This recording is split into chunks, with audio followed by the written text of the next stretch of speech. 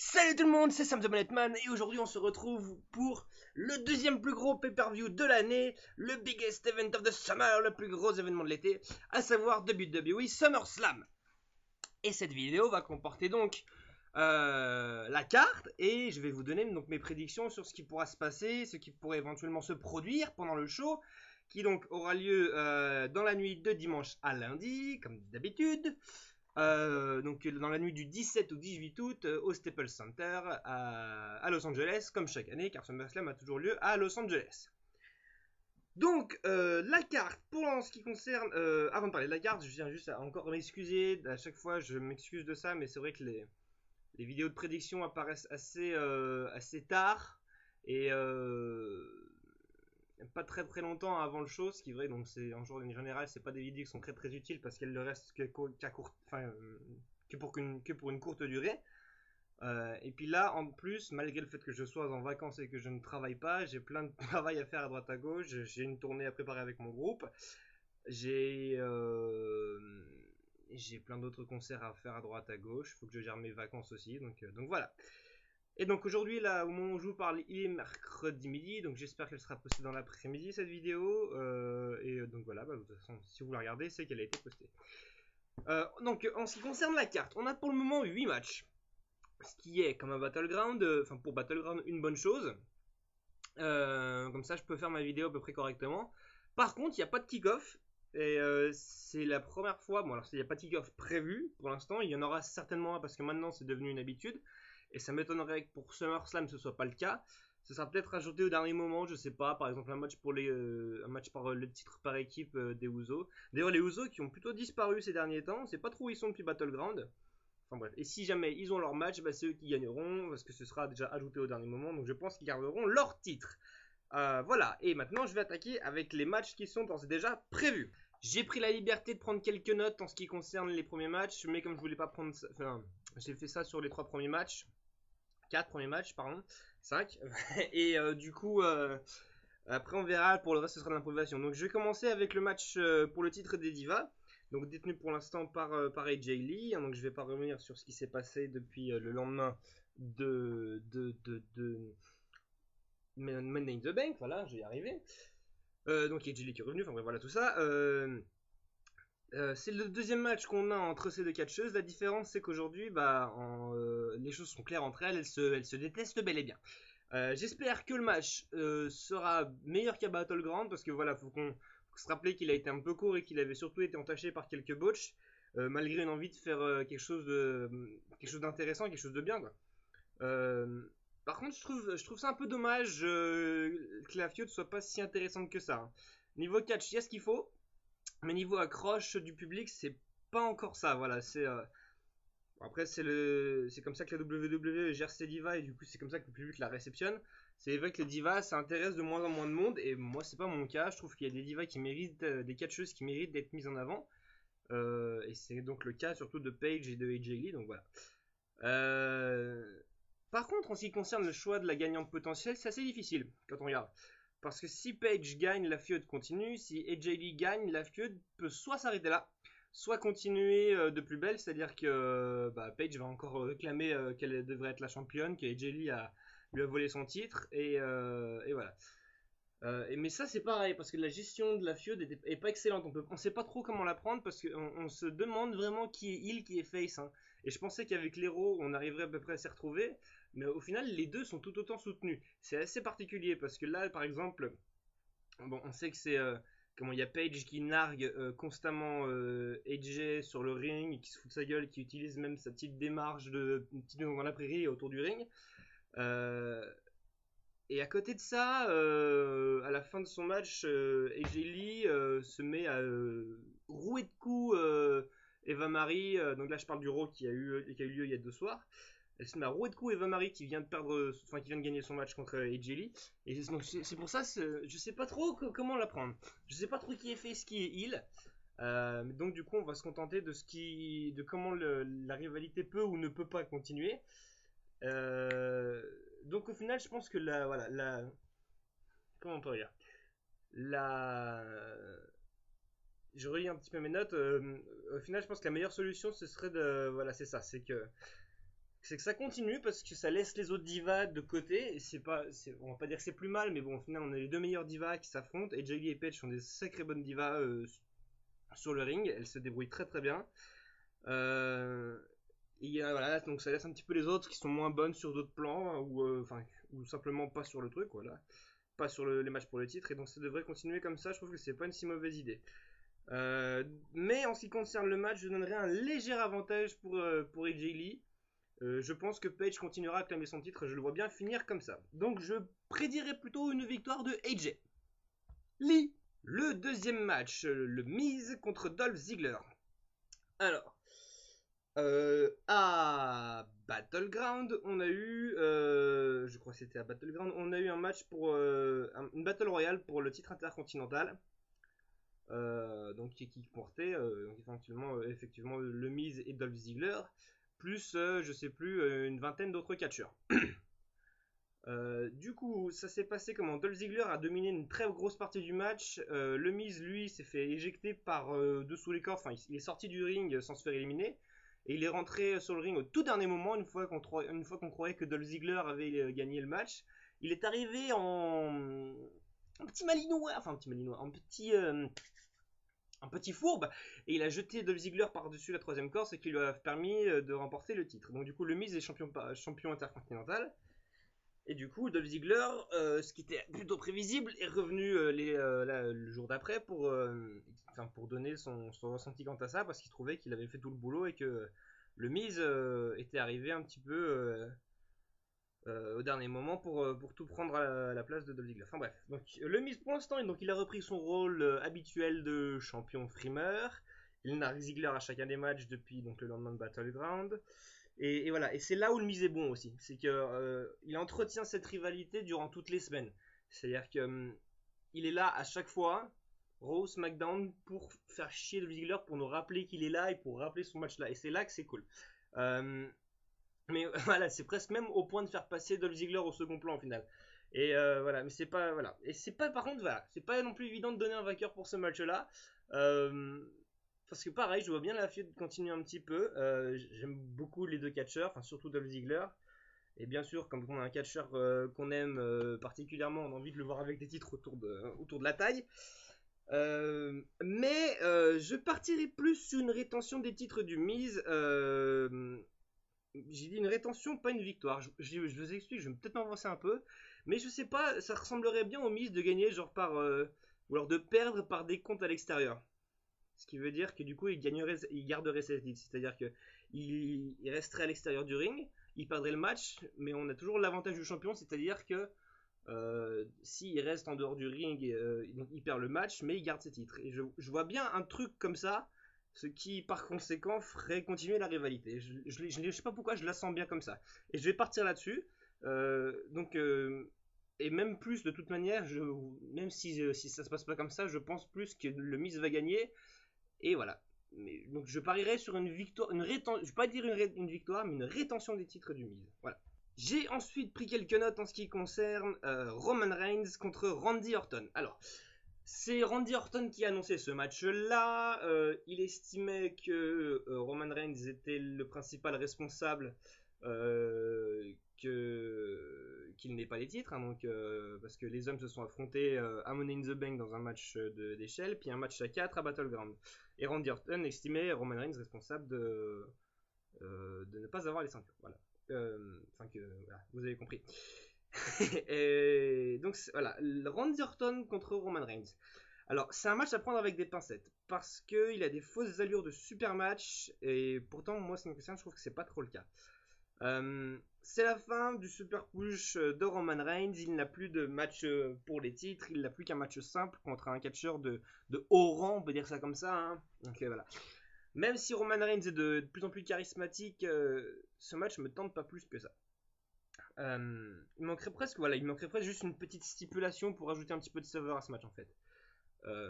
En ce qui concerne ma prédiction, voilà, Randy Orton, il enchaîne les défaites en pay-per-view, ça fait un bail qu'il n'a pas gagné, mais avec sa renommée servie sur un plateau de diamants depuis qu'il est arrivé à la WWE, depuis son plus jeune âge, il n'a pas besoin de victoire en pay-per-view pour sa carrière. Je veux dire, c'est comme John Cena, quoi. Il a toujours tout eu, il aura toujours tout. C'est fait partie de ces catcheurs qui ont aujourd'hui un nom tellement énorme qu'ils n'ont plus besoin de rien, quoi. Voilà. Euh, Roman Reigns, par contre, lui, il aurait besoin d'une victoire parce que si on y réfléchit bien, même s'il a participé à des gros matchs, ces derniers matchs ont été qui ont été donc avec pas mal d'autres catcheurs, mais il en a pas gagné un seul. C'est vrai qu'il a le match, le match à 4 à Battleground, le match en échelle à Money in the Bank, il a pas gagné grand chose au final. Il gagne beaucoup de matchs en show, à Raw et à SmackDown, enfin surtout à Raw. Mais en pay-per-view, il a pas gagné grand chose depuis un petit bout de temps, donc je parierais plus sur une victoire. Donc de ce point de vue-là, je parierais plus sur Roman Reigns. Parce que voilà, les catcheurs sont à peu près au même niveau. Je veux dire niveau classement des meilleurs catcheurs selon la WWE. Mais je pense que voilà, c'est Roman Reigns qui aurait plus besoin d'une victoire que Randy Orton. On en arrive à Jack Swagger contre Rusev dans un flag match, un match du drapeau. Alors, les règles, je vais vous les expliquer rapidement avant de repartir sur ce qui s'est passé avant le match. Enfin, sur le feedback de tout ce qui s'est produit ces dernières semaines entre les deux catcheurs. Le flag match, c'est-à-dire qu'on va avoir un drapeau accroché, ou deux d'ailleurs, je pense, vu que ce sera le cas de ce match-là, à chaque point du ring, et c'est le premier qui attrape le drapeau qui gagne le match. Ça peut paraître un peu débile de raconter comme ça, mais c'est comme ça qu'ils l'ont fait. C'est le deuxième affrontement entre les deux hommes. Dans le premier, c'est soldé par une victoire par des comptes à l'extérieur de Rusev. Voilà. Donc les deux hommes continuent. Enfin, c'est surtout Lana et Zeb Colter qui discutent entre eux et qui envoient leurs deux gros chiens de garde se mettre sur la tronche. C'est là, en fait, c'est la seule chose qu'on peut reprocher un petit peu à ce match-là, c'est que j'aurais bien aimé entendre un peu plus parler Jack Swagger. Ça aurait vraiment mis un bon coup de pouce à son face turn, parce que là, c'est vraiment Zeb Colter au final qui fait presque tout. Et donc c'est un petit peu, voilà, c'est la seule chose qu'on pourrait reprocher à cette rivalité. Parce que c'est vrai que c'est une rivalité qui a quand même fait faire un face turn à Jack Swagger, et ça c'est quelque chose que j'attendais, que personne n'attendait, et que en ce qui me concerne, je ne croyais jamais possible. Ensuite, cette stipulation, donc le match de drapeau, donc est en lien direct avec cette rivalité, donc justement anti-américain, pro-américain. Et pour déterminer le vainqueur, en ce qui concerne ma prédiction, faut penser que voilà, Rusev est toujours invaincu aujourd'hui. Hein, depuis le lendemain de WrestleMania, il est toujours invaincu. Il faut se dire que le jour où il perdra, ce sera quand même un sacré moment quand même, hein, parce qu'il a toujours gagné. Et je pense que le flag match, c'est pas assez énorme. C'est vrai que c'est une stipulation assez logique au final, et c'est vrai que ça pourrait nous faire penser le contraire. Parce que c'est voilà, tout est dans une feud patriotique, anti-américaine, pro-américaine. C'est vrai que le flag match, ce serait vraiment le match ultime. Mais au final, quand on regarde, c'est vraiment pas un match si intéressant que ça. Je veux dire, catchesquement parlant, c'est pas ce qu'on attend ça. Moi, je pensais que pour SummerSlam, on aurait pu avoir une autre rivalité, j'en sais rien. Un match à equit ou un match à soumission. Parce que voilà, il faut savoir que les deux catcheurs, ils ont une prise de finition qui est une prise de soumission qui font taper leur adversaire. Ça aurait pu être quelque chose de plus intéressant que ça. Enfin, je veux dire, voilà, enfin, un truc comme ça. Et voilà, je trouve que c'est pas assez gros selon moi, donc du coup je donnerais. Je pense pas que Rousseff va perdre un match comme ça, c'est vraiment con de le faire perdre sa série d'invincibilité avec un match pour le drapeau. Je trouve que ce serait un peu lamentable, sachant qu'il a quand même sacrément bossé ces derniers mois et qu'il est loin d'être mauvais sur le ring. Et je pense que ce serait un petit peu con. La WWE se ferait un sacré foutage de gueule pour Rousseff, ça mettrait un putain de coup de mou à son personnage, quoi, tout simplement. Donc je pense plus à une victoire encore de Rousseff. À partir de maintenant, vous allez avoir de la pure réflexion improvisée en temps réel. On va avoir ensuite donc Dean Ambrose contre Seth Rollins. Alors, c'est pareil, c'est la deuxième fois que les deux catcheurs vont s'affronter en pay-per-view après Battleground. Sauf qu'à Battleground, Dean Ambrose s'est fait exploser la gueule, alors je sais plus à quel moment. Et du coup, Seth Rollins, oui, pendant le kick-off, et du coup, Seth Rollins est arrivé sur le ring pour être déclaré vainqueur par forfait. Dean Ambrose est arrivé sorti de nulle part voilà, pour se venger, pour se mettre sur la tronche. Mais du coup, ça s'est arrêté là, il n'y a pas eu de match. Donc la rivalité a continué de cette manière-là. On a eu ce qu'on appelle un beat the clock challenge, donc un match à horloge, c'est-à-dire qu'on avait Dean Ambrose qui affrontait qui Dean Ambrose peu importe, je sais plus, Alberto Del Rio, et Seth Rollins qui affrontait Heath Slater. Du coup, le but du jeu, c'est de gagner contre son adversaire en le moins de temps possible, et c'est là, Vincent, que Dean Ambrose a gagné son match, et Seth Rollins a donc lui perdu son match. Donc du coup, ce qui a permis à Dean Ambrose, qui a gagné donc le challenge de manière générale, je sais pas si j'arrive à me faire comprendre, euh, ça lui a permis de choisir la stipulation pour le match qui donc va avoir lieu à SummerSlam. Et il a choisi un match Lumberjack. Alors un match Lumberjack, c'est un match des bûcherons, c'est-à-dire qu'on va avoir les deux catcheurs sur le ring et plein de catcheurs autour du ring. Donc s'il n'y aura pas de disqualification, c'est eux qui vont s'occuper de remettre les catcheurs dans le ring s'ils essaient de s'enfuir. Alors en soi c'est une bonne idée parce que ça empêche Seth Rollins de s'enfuir. Mais voilà, sachant que c'est SummerSlam, c'est pareil, voilà, il manque encore quelque chose.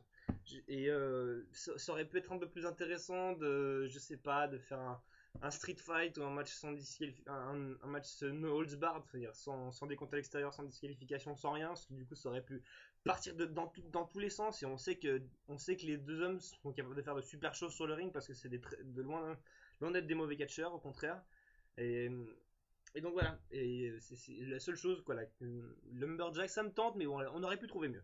Bon, par contre, faut avouer que là, c'est vraiment le premier match qui donne envie. Seth Rollins contre Dean Ambrose, on connaît les capacités catchesques de ces deux bonhommes, et ça peut exploser, ça fait des années qu'ils travaillent ensemble, même avant, quand c'était à NXT, et là, ça va vraiment envoyer du lourd, enfin, c'est ce que j'attends de ce match-là. Et là, par contre, j'ai pas du tout noté de pari. Euh, simplement, je pense que je vais ressortir ce que j'avais dit à Battleground, à savoir que si Dean Ambrose gagne, la rivalité sera terminée. Si Seth Rollins gagne, la rivalité risque de continuer. Et ça a duré un mois en plus, et puis c'est un truc qui est assez drôle au final. C'est bien géré. Je trouve les mecs, le public accroche à ça, quoi. Je veux dire, c'est. Quand on regarde les bonhommes, qu'est-ce qui s'est passé l'autre jour? Dean Ambrose qui a pris la manette de Seth Rollins, il a mis du popcorn, du coca, le chapeau de JBL dedans, il a pourri la manette. Les mecs se pourrissent de jour en jour en fait. Et moi j'aimerais bien que ça continue en finale. Et je pense que je vais devoir rentrer mes opinions personnelles là-dedans pour choisir un vainqueur.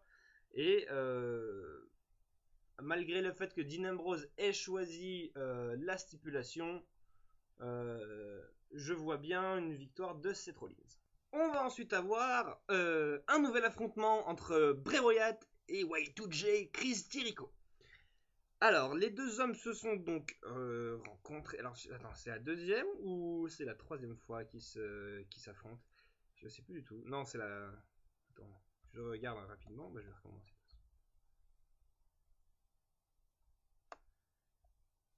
Ensuite, on va avoir un deuxième affrontement en pay-per-view entre Chris Jericho et Bray Wyatt. Quoi penser de ce match-là? Je pensais, après une victoire donc, de Chris Jericho à Battleground, je pensais que ça s'arrêterait là, et non, ça a continué. Et ça, donc plutôt pas mal d'ailleurs, hein. Chris Jericho et Bray Wyatt ont plutôt bien géré ça. Je trouve cette rivalité même plus intéressante que celle avec John Cena. Euh, donc voilà, c'est vrai qu'on a eu même d'ailleurs dernièrement un face-à-face en backstage entre. Enfin, comment expliquer? C'est l'endroit où Michael Cole fait en général des interviews de Triple H. On a eu un face-à-face entre Chris Jericho et Bray Wyatt. C'est la première fois, je crois, qu'on a un vrai face-à-face comme ça dans le calme, qui est diffusé sur le grand écran devant le public à Raw. Quoi en penser? C'était pas une mauvaise idée. Bon, c'était pas spécialement ce qu'il y avait de mieux, parce que c'est vrai que Bray Wyatt à chaque fois il est toujours un petit peu tout seul dans son dialogue parce que c'est difficile d'avoir quelqu'un qui le suit quand on voit la manière dont il parle. Et je trouve que Chris Jericho par contre s'en sort plutôt pas mal, il se démerde plutôt pas mal. Et voilà. Alors dans ce match-là, faut savoir que ça a été un des premiers qui a été réannoncé pour SummerSlam. Et on va. Chris Jericho, oui, Chris Jericho a donc, dans les semaines qui précédaient donc SummerSlam, a battu donc Eric Rowan et Luke Harper, qui seront par conséquent, c'était fait partie des stipulations de ce match-là, bannis du ringside en fait. Ils seront pas autorisés, ils n'ont pas le droit d'être ici. Du coup, il y aura que Bray Wyatt absolument tout seul, et c'est la première fois que Bray Wyatt va vraiment rentrer tout seul sur le ring. Euh, Est-ce que c'était vraiment utile? Je sais pas trop, parce que ça aurait été plus intéressant si Bray Wyatt avait gagné ce match à Battleground. Là, Chris Jericho, en fait, c'est un petit peu bizarre. Chris Jericho a quand même réussi à gagner gagner face à Bray Wyatt à Battleground avec Luke Harper et Eric Rowan autour du ring. Là, on lui enlève une difficulté en plus, donc enfin, je veux dire, c'est assez particulier, quoi. Je veux dire, je sais pas trop comment voir ça. Bon, ça va peut-être. Après, ça peut être aussi une manière. Je pense que ça va se faire comme ça maintenant que j'y pense. C'est peut-être aussi une manière de montrer que Bray Wyatt peut très bien se débrouiller tout seul. Et par conséquent, et aussi en ajoutant le fait que Chris Jericho a gagné le match à Battleground, si Chris Jericho gagne une deuxième fois, la cote de popularité de Bray Wyatt et puis, et puis de la Wyatt Family de manière générale, ça va encore plus descendre. Donc, partant de ces deux points de vue-là, sachant que Bray Wyatt a besoin de se redorer une image et qu'il a déjà perdu son match avant, je parierais plus sur une victoire de Bray Wyatt. Et donc, partant de ce point de vue-là, on aurait donc un troisième affrontement à Night of Champions, donc le prochain pay-per-view qui aura lieu donc au mois de septembre. Mais en ce qui concerne SummerSlam, je pense plus sur une victoire de Bray Wyatt. Et juste avant le main event, je vais parler d'un match qui m'intéresse plus particulièrement, malgré le fait que ce soit un deuxième match du Diva, à savoir donc Brie Bella face à Stephanie McMahon. Alors pour ceux qui débarquent et qui arrivent sur Terre seulement maintenant, il va falloir que je vous explique un petit peu comment on en est arrivé là. Vous savez que la rivalité ça a commencé entre Triple H et Daniel Bryan à SummerSlam l'année dernière. Et donc du coup ça fait un an que ça dure. Faudra aller voir les choses si vous voulez voir comment ça a commencé. Ça continue et jusqu'à aujourd'hui. Alors, le deuxième point important, qu'est-ce qui s'est passé à Money in the Bank, donc Daniel Bryan était blessé et a été donc contraint soit de rendre son titre, soit c'est Brie Bella qui se faisait virer par Stephanie McMahon. Par conséquent, du coup, Daniel Bryan, comment ça s'est passé? Non, c'est Brie Bella qui a décidé de démissionner elle-même. Elle a pris les devants. Et du coup, depuis, elle apparaît quand même quelquefois à Raw pour soutenir sa sœur, donc Nikki Bella. Et puis voilà, tout simplement. Mais Stephanie McMahon ne peut toujours pas se la piffrer. Ils ont décidé de s'affronter. Alors, comment ça s'est passé? Oui, ensuite, le lendemain de Battleground, Stephanie McMahon s'est fait arrêter par Brie Bella, car elle lui avait retourné une claque, et dans l'état de Floride où se passait le show à ce moment-là, c'était un délit. Du coup, elle s'est fait arrêter, et pour que Brie Bella abandonne les charges, Stephanie McMahon lui a offert un contrat à la WWE, et Brie Bella en a profité pour ajouter un match à SummerSlam. Du coup, partant de là, les rivalités a continué au fil des semaines. Brie Bella s'est même fait arrêter à Raw lundi soir, mais je pense et j'espère qu'elle sera là dimanche soir. Alors, Stephanie McMahon, ça va faire 10 ans qu'on l'a pas vue sur un ring. Je crois que la dernière fois, elle affrontait son père, Vince McMahon, sur le ring. Et donc voilà. Alors comment ça va se passer? Ah oui, de ce que j'ai lu, je vais voir, j'espère pas me tromper. De ce que j'ai lu, voilà, c'est détail important, c'est Triple H qui va être l'arbitre spécial de ce match-là. Et donc c'est pas un détail à mettre de côté, sachant que Triple H est le mari de Stephanie McMahon. Et donc maintenant qu'on a tous les éléments, il va falloir qu'on choisisse à peu près une gagnante pour ce match-là. Et la réflexion faite, ce serait... Comment on pourrait voir ça? Je vois bien...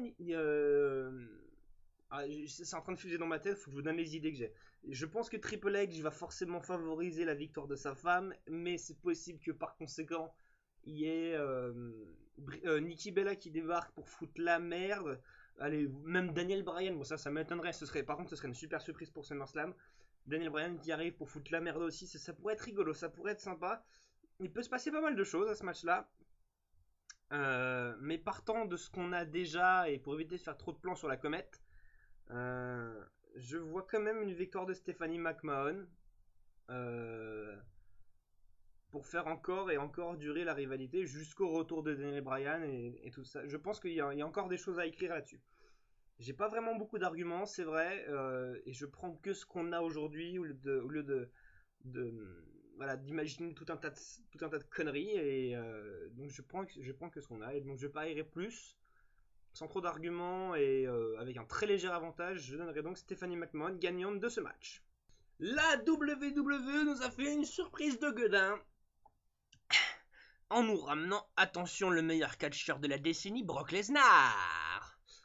Bon, alors je vais éviter de parler de Brock Lesnar parce que j'ai déjà, je pense, assez gueulé en ce qui concerne son cas sur mes anciennes vidéos, à savoir WrestleMania, même l'Euro que j'ai fait la dernière fois. Et j'ai prévu d'ailleurs, petite parenthèse, je suis en train de préparer aussi une vidéo où je vais donner mon avis sur tous les catcheurs de la WWE, les catcheuses, les talents, enfin et ceux qu'on a un petit peu oubliés, même les commentateurs, enfin tout ce beau monde qui apparaît fréquemment à la WWE, ou que je regrette aussi, donc je vais parler de pas mal de gens. Et donc si vous voudrez avoir plus de précision sur Brock Lesnar, et ben je les ferai à ce moment-là. Je vais pas trop en parler parce que ça va m'énerver et je déteste parler de sujets qui fâchent. Alors, John Cena contre Brock Lesnar pour le titre, les titres titre poids lourd et WWE. Je vais vous poser une question simple. Est-ce que vous voyez Brock Lesnar avec les deux titres sur les épaules? Là, maintenant, tout de suite.